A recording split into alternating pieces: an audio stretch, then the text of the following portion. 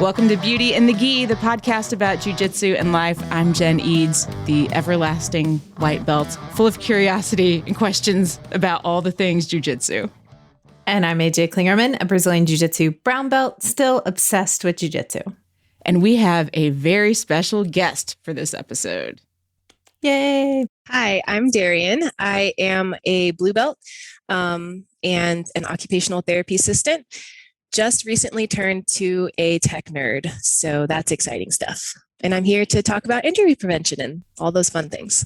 Yay! Yeah, so super happy to have you here. Thank you very much for coming on.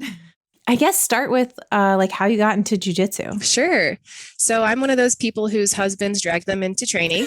I would love to say that I was ballsy enough to just walk on in myself, but that's not true.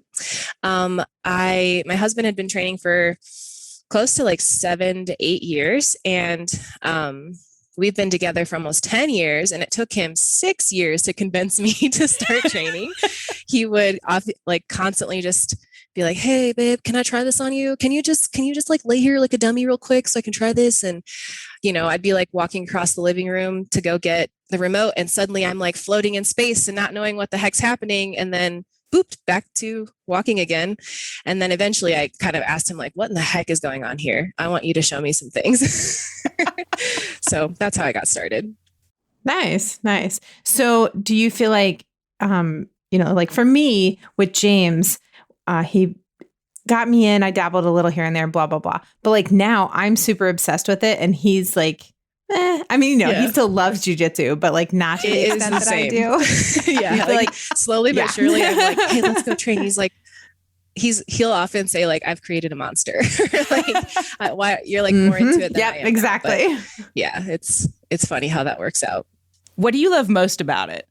Oh man, the list is long. I first off am a person who has a ridiculous amount of energy. And if I don't manage it, it often kind of turns inward on me and becomes anxiety or irritability or just all these very negative things.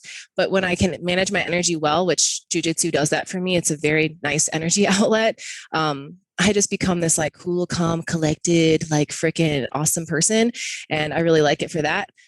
I love the community that I've met through jiu-jitsu. Just pretty much everyone I've met has just been so cool and loving and just the go-getter type of people.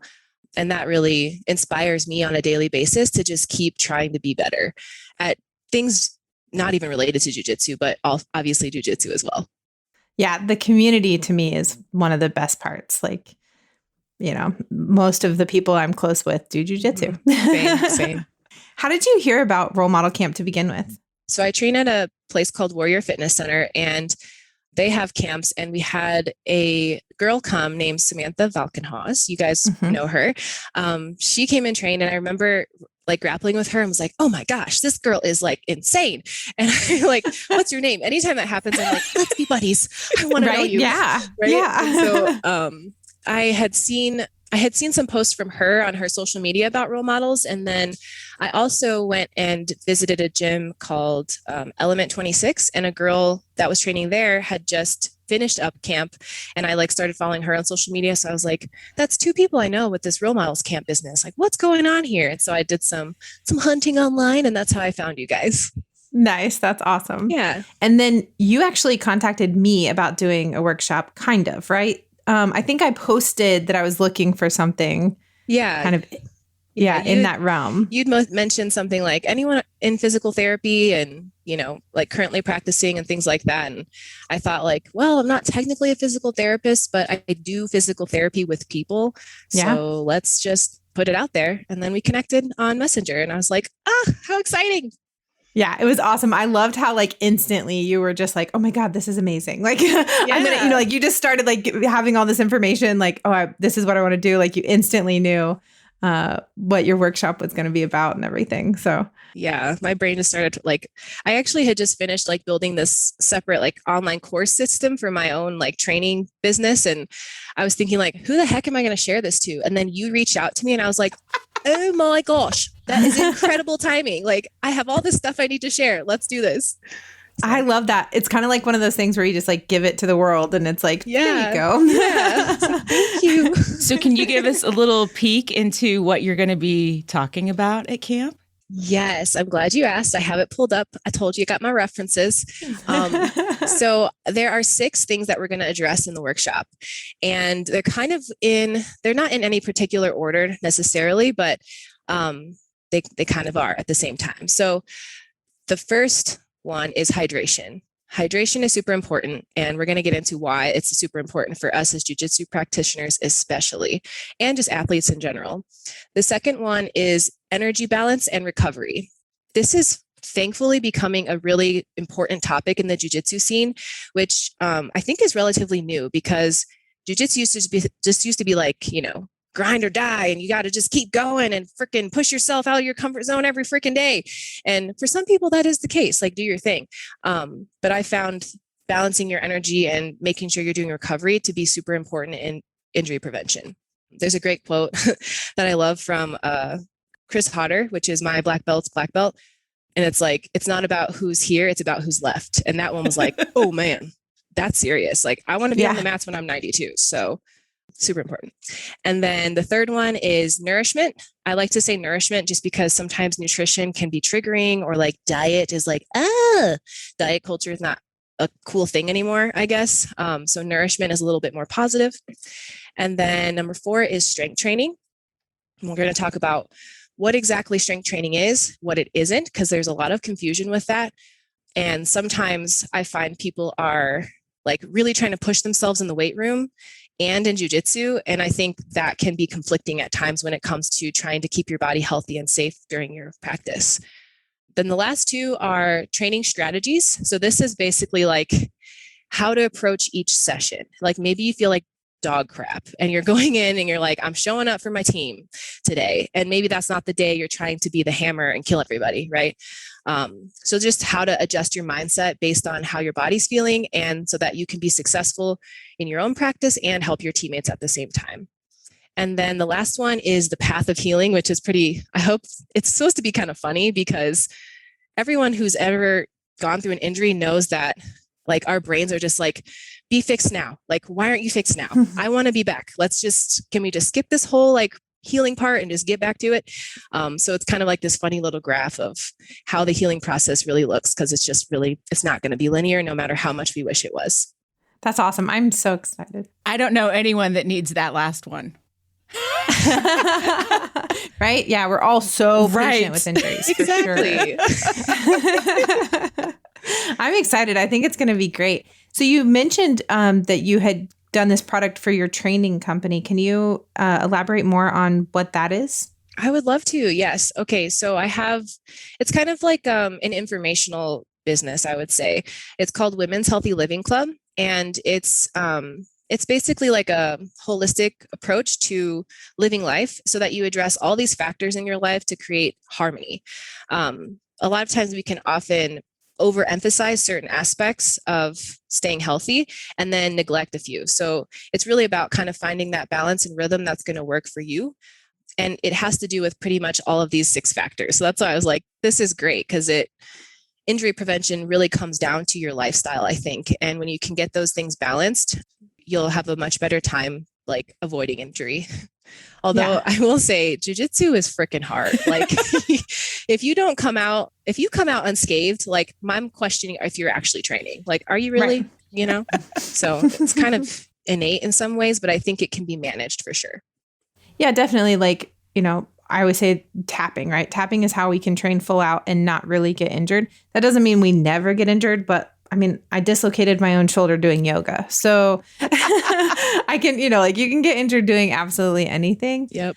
So it's, not completely preventable, but good to be able to help it and have less of it at least. Yeah, right. Exactly. And make good decisions if you get injured. Yeah. I think that's the hardest tricky part. Yeah. Mm-hmm. Yep.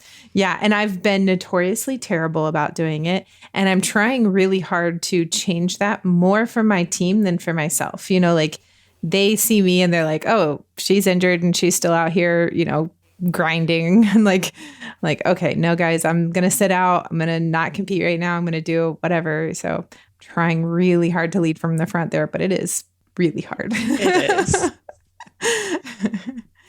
I had shoulder surgery back in December. So as someone that is coming back still from that, how do you kind of discern how far to push when you're training and when to kind of back off? Or because a lot of times I feel like, well, I don't want to be a wimp, but like it's kind of starting to hurt. So should I listen to it or just, grind it out?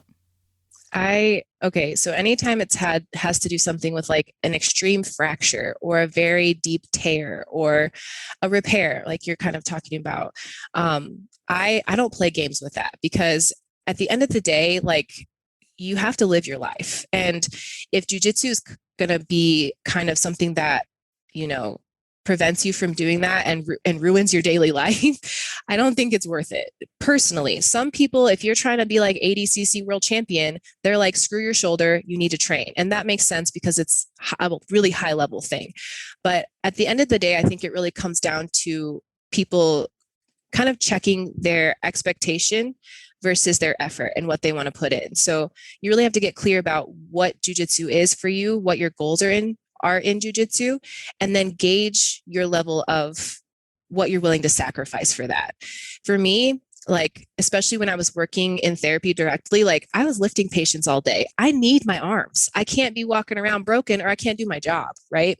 So I think that's a personal choice. And I always just advise people to listen to their bodies. And if your body is like screaming at you, you should probably take it easy and give yourself the time. Because if you don't, you're just going to set back that healing time even further. So you are back in Colorado now, is that correct? Yes, it's been a week. It was a week on Tuesday that I've been back, and it's been literally insane because I didn't train very much last year just because we didn't really find a gym that we connected with that was local. Mm-hmm. And at the time we were kind of recovering from the whole COVID situation that took our jobs away. So we couldn't justify the cost of jujitsu. It's kind of expensive, and we had each other. So we're just like, let's just kill each other at home and see if we can make that work. There were some tears shed, but we came out alive. But your husband's all right. He made it through. Yeah, he's fine, guys. No, it really helped us grow and like learning how to communicate. And it kind of goes with that training strategy point of like, if I'm having a bad day or I'm like PMS or something like that, and he's going to be like hypercritical while we're training, I have to be the person to be like, hey, I want to train, but I'm feeling like a sensitive flower. Could we just train without talking today? And just, I know like I'm probably making 600 mistakes. Could you write them down and save them for later? Like that would be cool. So we've learned how to navigate each other in that sense. And it's been a good learning experience. I love that. That's really cool. I think maybe that should be an off the mat tip too for later. Right? Yeah. I like that. And so now that you're back in Colorado, are you in the same place that you can go back to your old gym, or are you in a different part? Yes, I'm actually staying with my coaches right now, which is really fun because we love them and it's great to be all snuggly with them in both the nice sense and the struggle sense. And I was talking to my husband, he's like, I think we've trained more in a week than we have in the past year. And we've been there like almost every day. So that's been exciting. And it's been fun to like, I thought I had all this fear of like, oh no, I had time off. And all I did was really drilling at home. We didn't really roll like hard. And I thought I was just going to be dead every single day. But it turned out drilling works, guys. Like it works. Like I wasn't super roasted. And I thought, man, I think efficiency is like a real thing. Like it's so weird coming along. So that was exciting. That's awesome. I did like when you lived in Illinois because you could drive to see me, but I understand. I had a great time at your gym though. I literally was like buzzing with life when I got home. Like, I love that. And everyone was so nice and like great, tough rolls, especially your husband too. He was a fun roll because he just did a great job of like kind of flashing like opening. Oh, you're open here. Oh, you're open here. And I was like, instead of just killing me every single minute, like he probably could have. Right. Of course. It's so nice of him. Thanks. Yeah, I love that. I'm glad everyone was great too. I'd be upset if they weren't. And we love having guests. I think the night you came, we had a couple guests that night. So usually Thursday nights, I think we tend to have more guests, especially women, because we have the advanced class and our regular class. And Yeah, I did try to time it with the women's stuff. I was like, I got to see the girls. Like, come on now. Speaking of which, are you coming in the Thursday night before camp?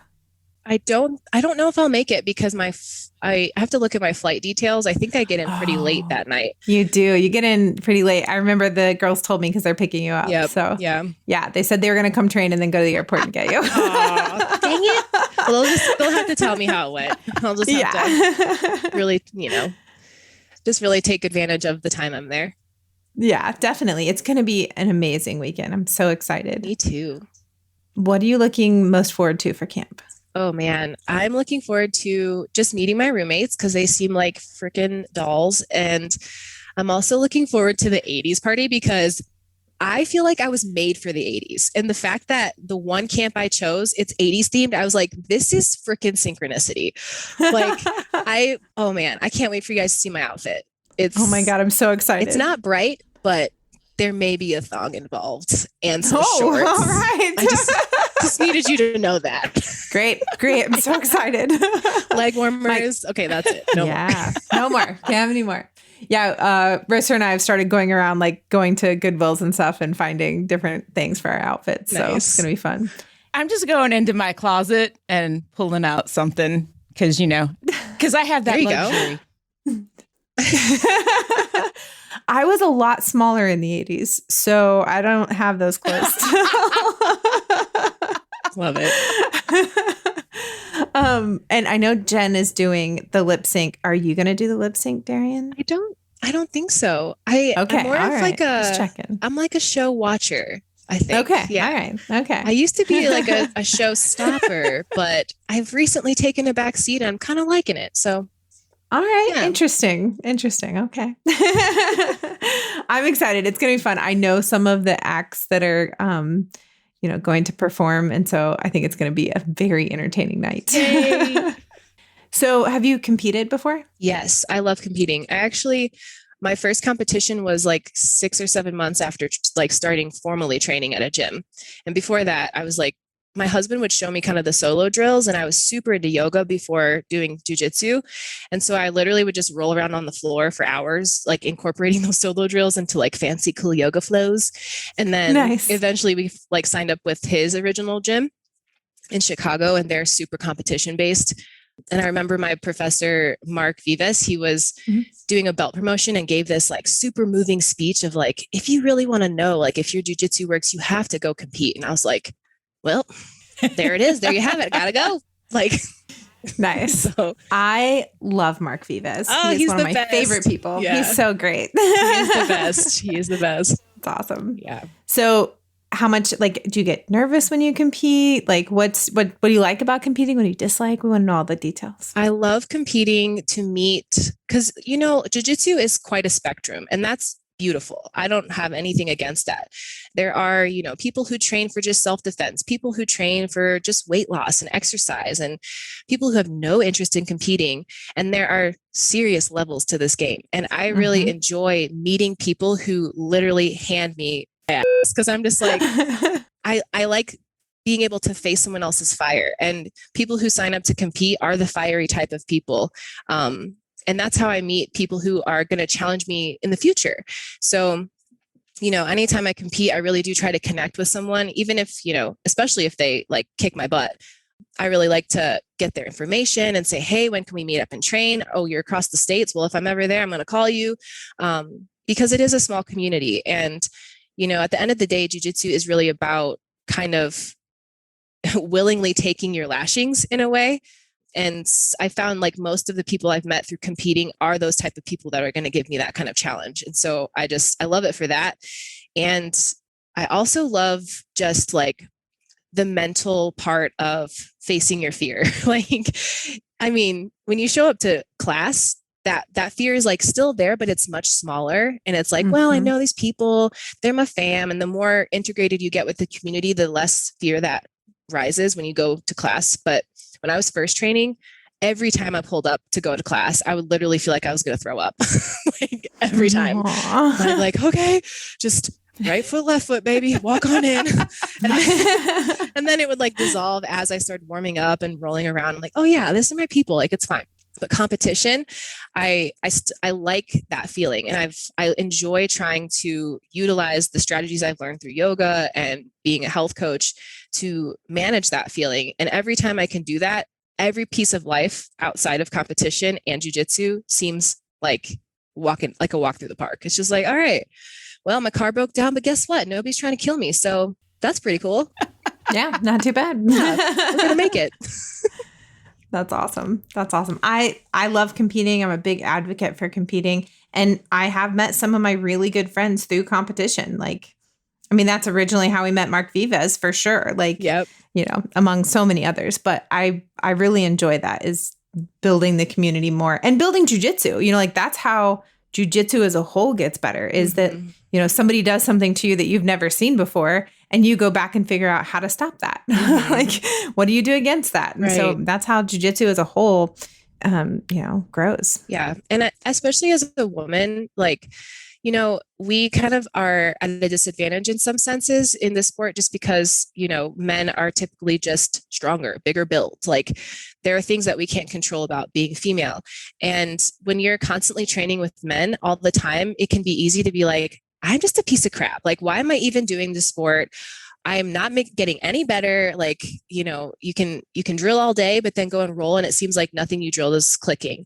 But then as a woman, especially going to camps and competitions, you meet other women and you can kind of measure your progress in a much more realistic sense, especially with competing, because it's the same weight, usually the same age, and you can really see like where do I stand with my own peers, and that can just, for me, it just is a huge boost in confidence and a huge motivator to go back to the mats and learn.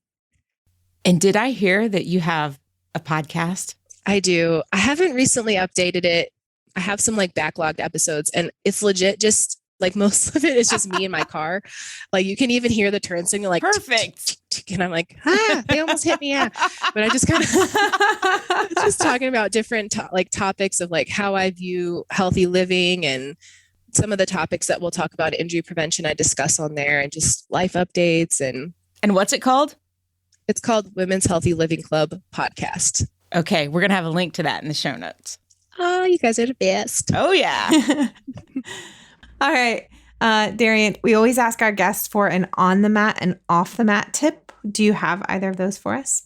On the mat tip, I would say, is to, one, kind of just show up, but be kind to yourself, because it's really difficult to pour into your community if you are feeling super empty.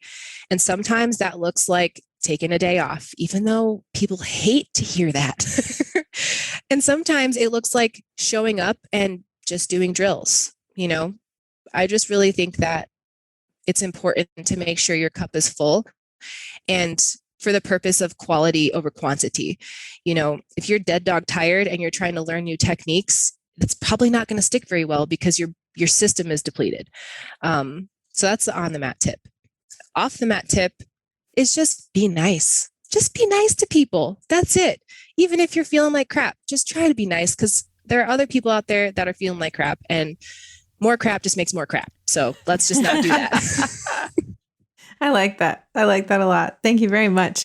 And where can people find you if they'd like to follow you on social media? You can find me on Instagram. I'm mostly on Instagram. Facebook is kind of slowly fading away from me.